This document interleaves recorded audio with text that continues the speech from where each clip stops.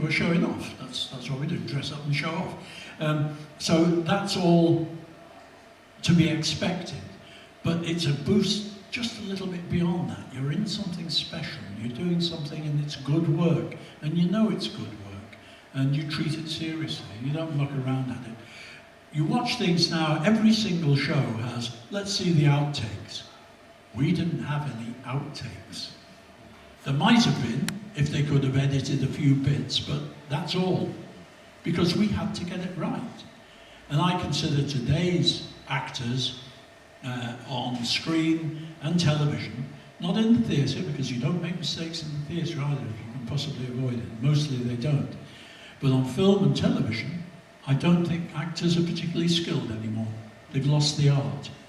And they might be very good, and the end result might be very good, but it's largely to do with editing and design and various other things, not to do with performance, because those performances are not well sustained.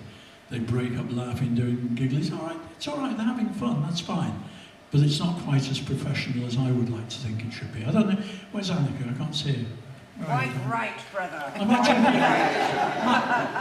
talking the truth, or am I talking bollocks? You often do, but this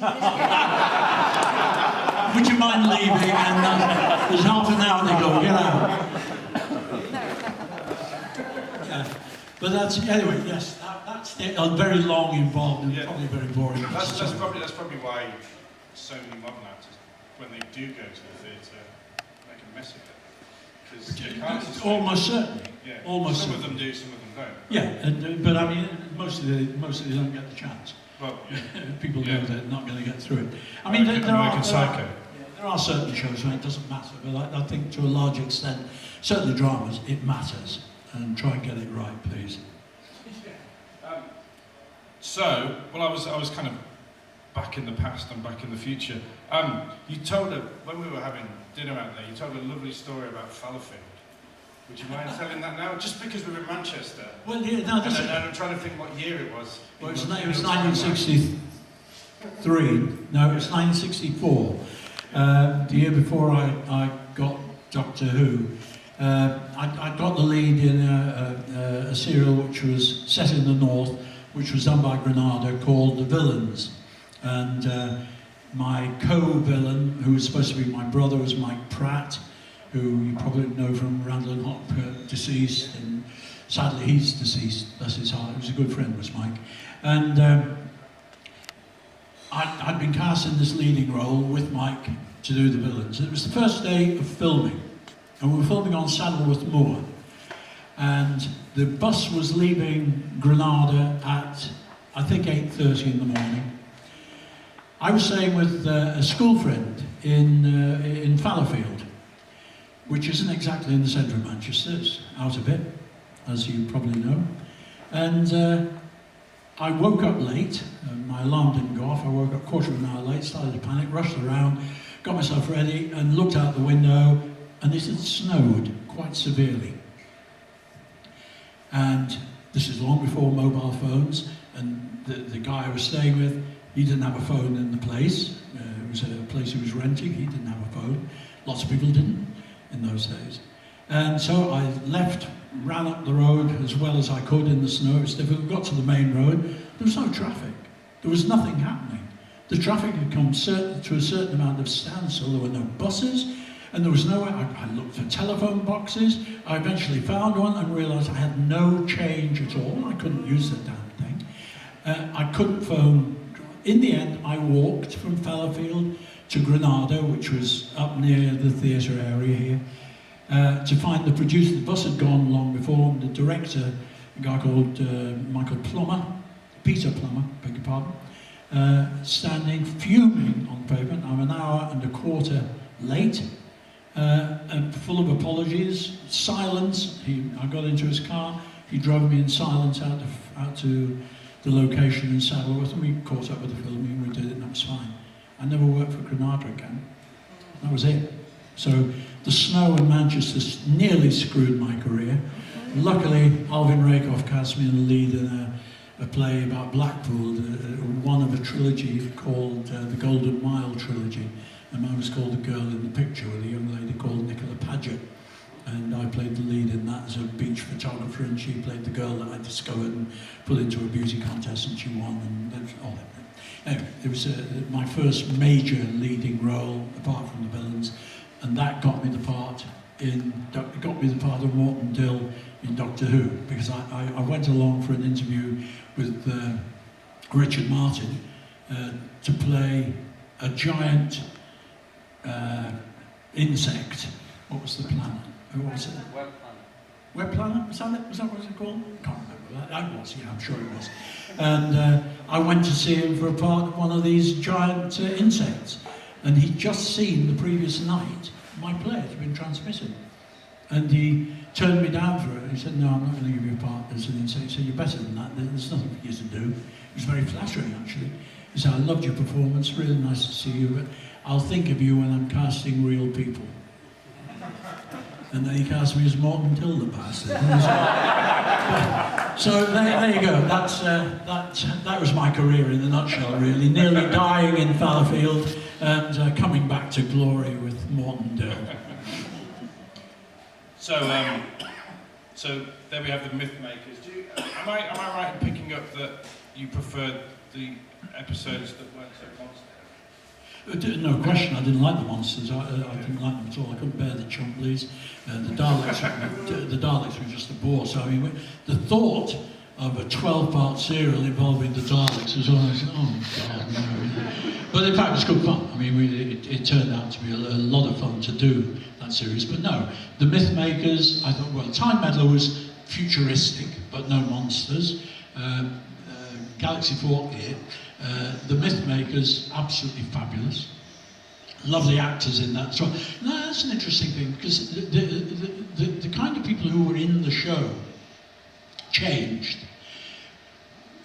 Actors were very snooty about television still in the early 60s.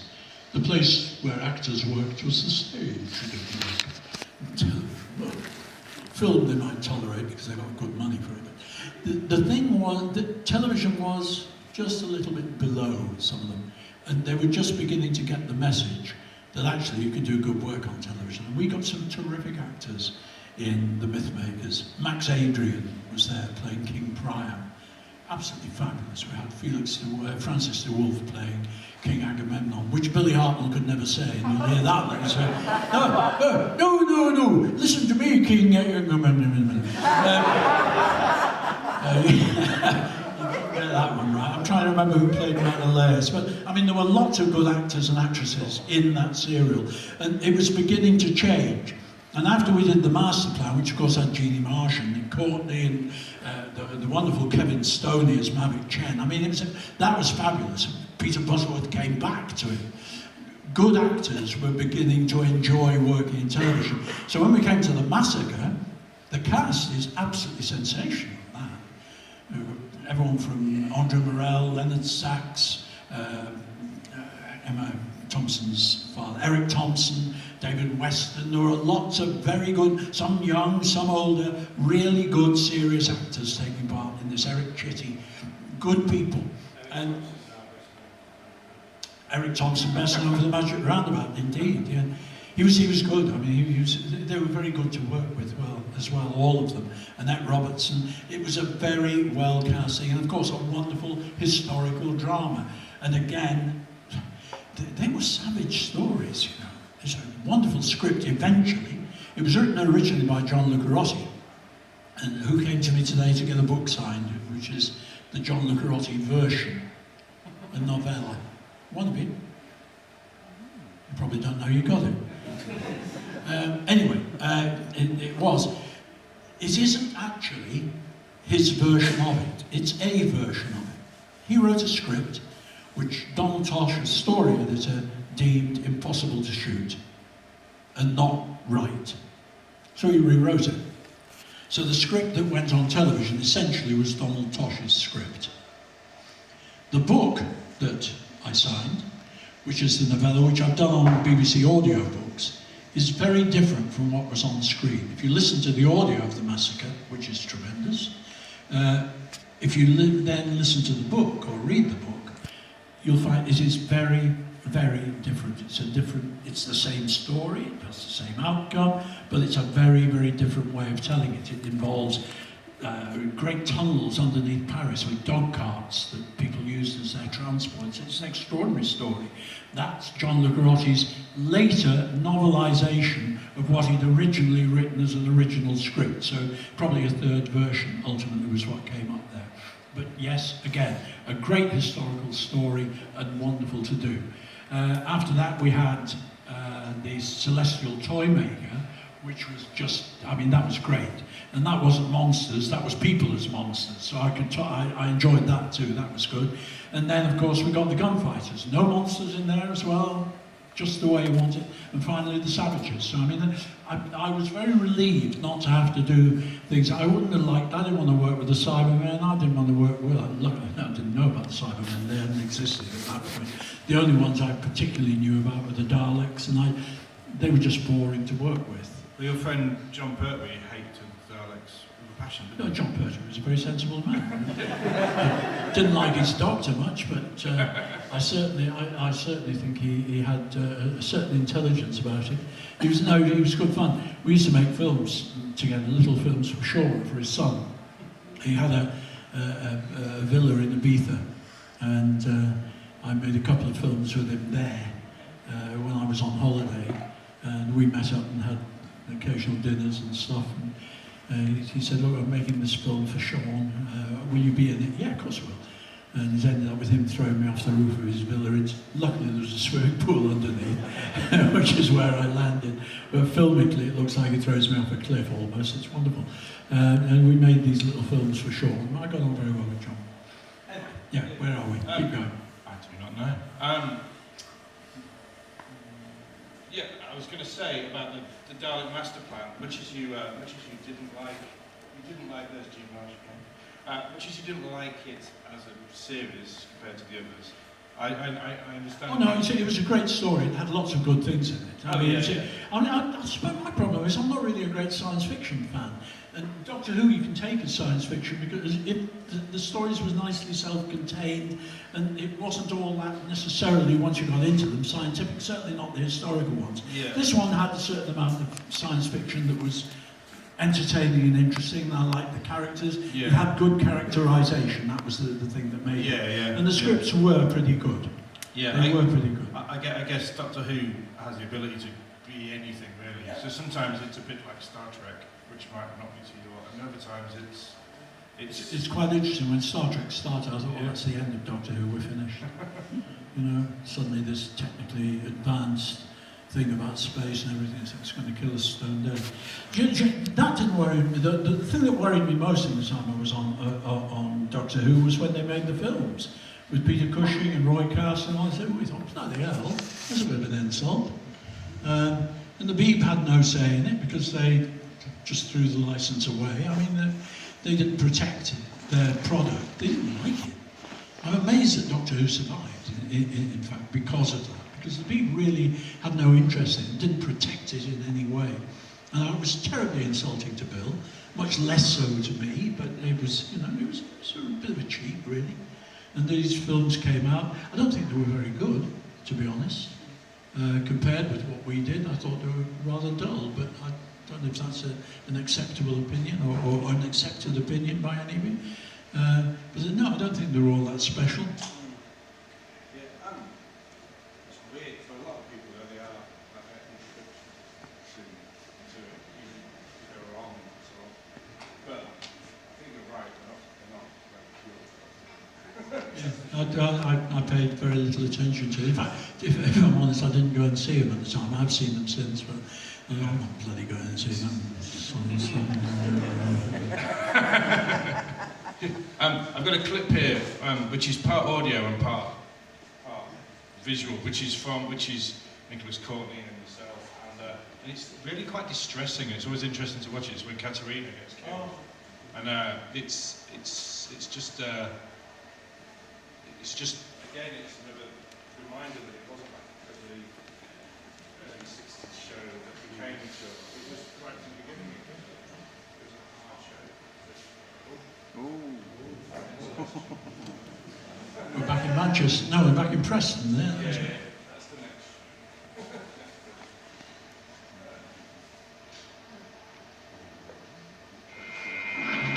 They're changing course. Now, release that girl. Do you think I'm a fool? Course is changed. We're heading for Campbell. It doesn't feel as if we're changed. Well, look up at the screen and you'll see.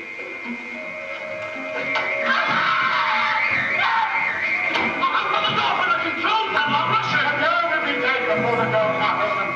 Can we talk to him now? Yes, I'll tell him to talk now. That's kind enough. Damn it! Mr. A, whoever you are, get a girl in here, or we will press a button, and you will go outside the door in your space. Set the girl guys through. If you open the outside door with this here week, then I will open it! Don't get catch me on the door!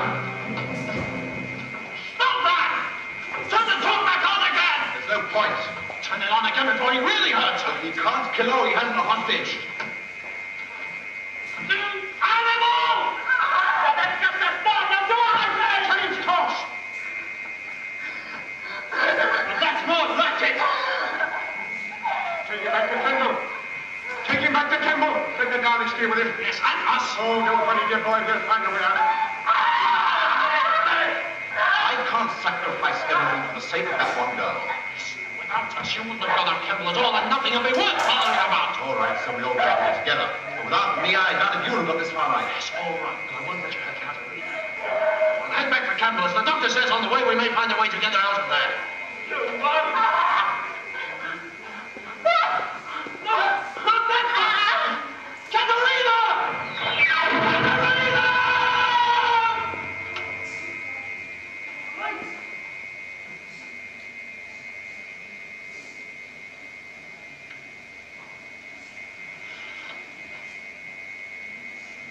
Yeah, that was quite an episode. Thank you. It was a very strange time, this. We'd done the Myth Makers.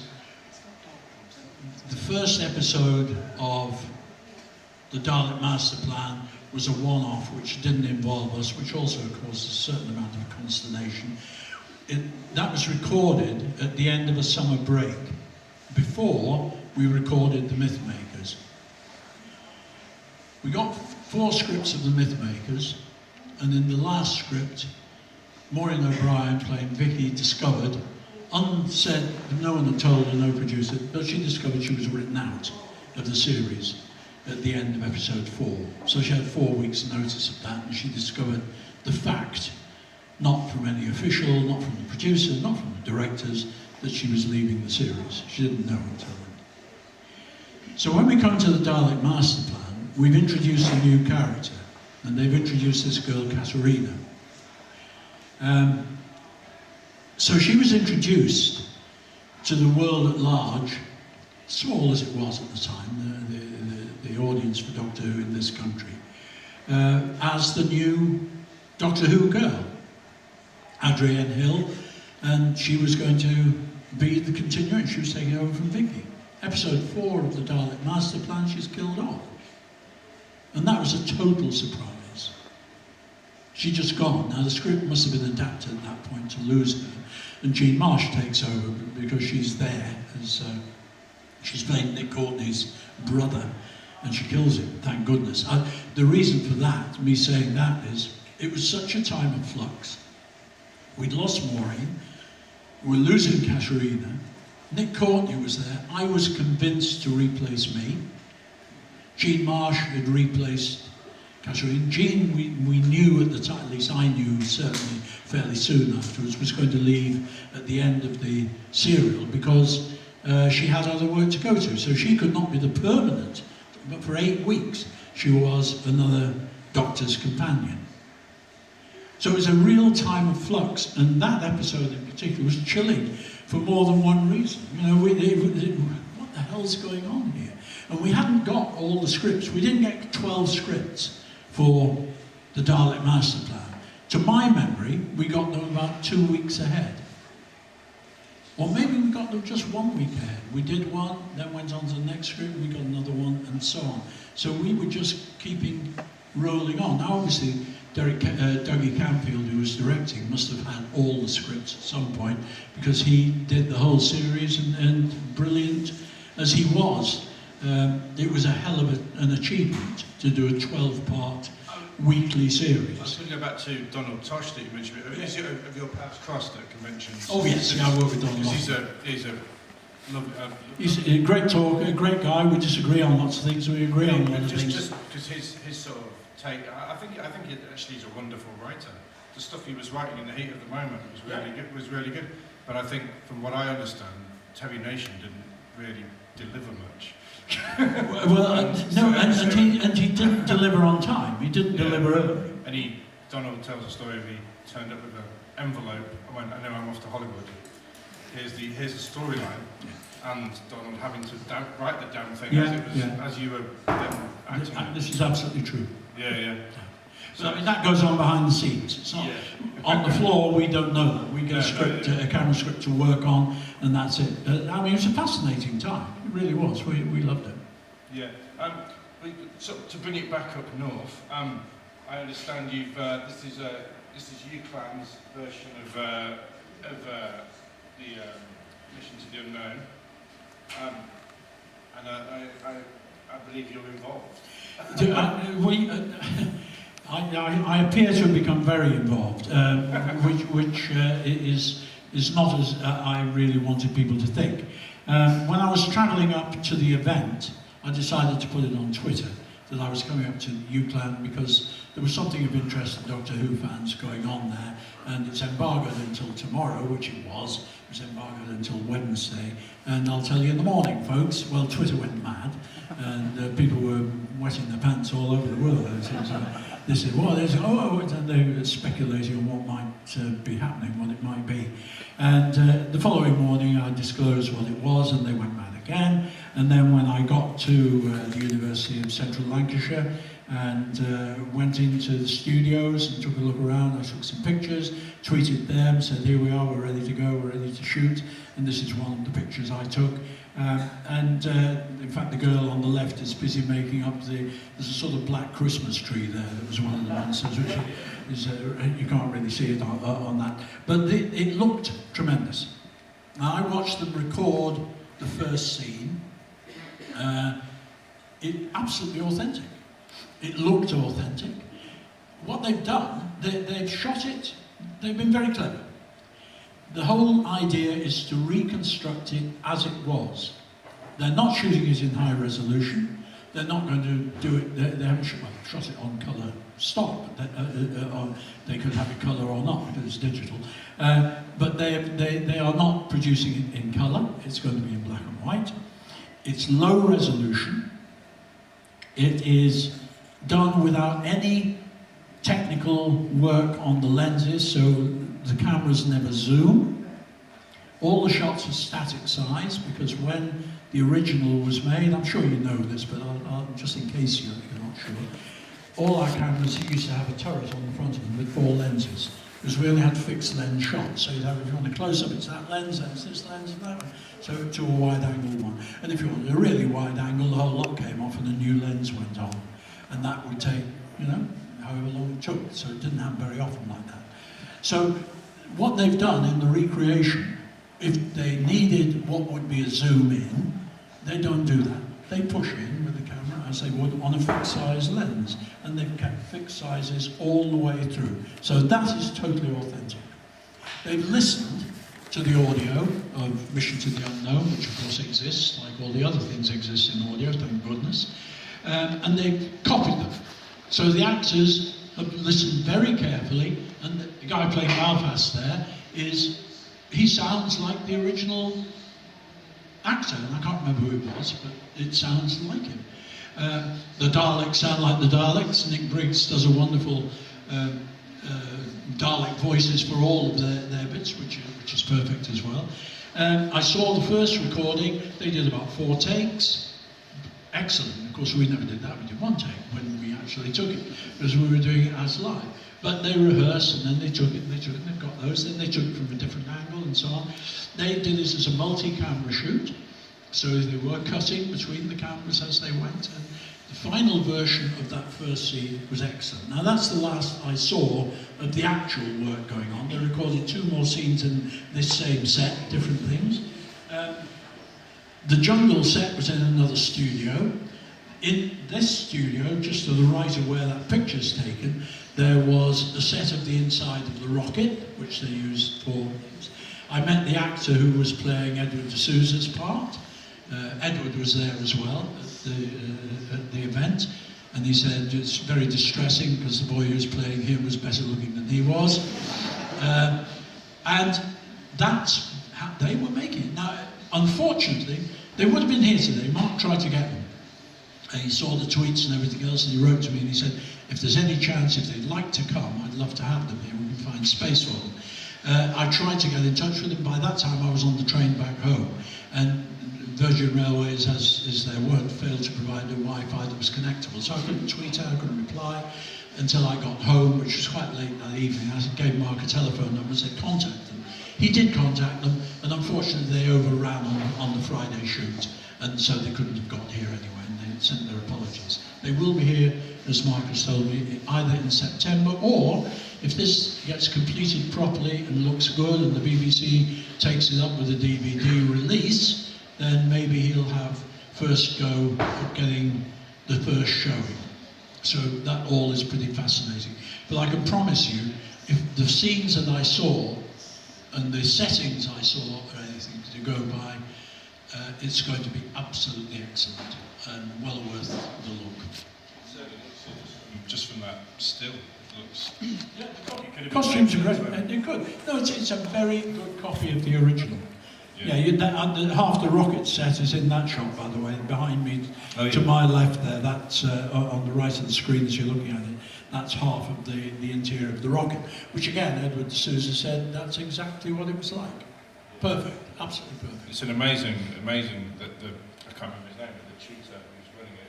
It's called Andrew Island. Yeah, just wow, what a cheetah to have. So there we have. I was going to show this, but we are running over. I was just going to ask.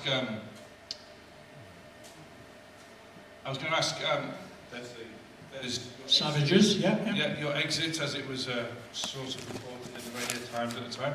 I'm just going to say, so why, how did it almost sounds like you were all a little bit paranoid on during that time of the Dalek Master Plan. We were more than paranoid. After we did the master plan, we did the massacre. The massacre, we brought in Annette Robertson, who played this French girl, and I thought she was going to be the regular companion. At the end of that, we left her behind, and suddenly we got Dodo Chaplet, whose surname was the same as Annette's. I can't remember what she was called. The actual girl character on that, I forgot to look it up. But they have the same surname, which is a little unusual because being a girl, the Chaplet name wouldn't necessarily have continued through. But anyway, it doesn't really matter. No. So then we have Dodo,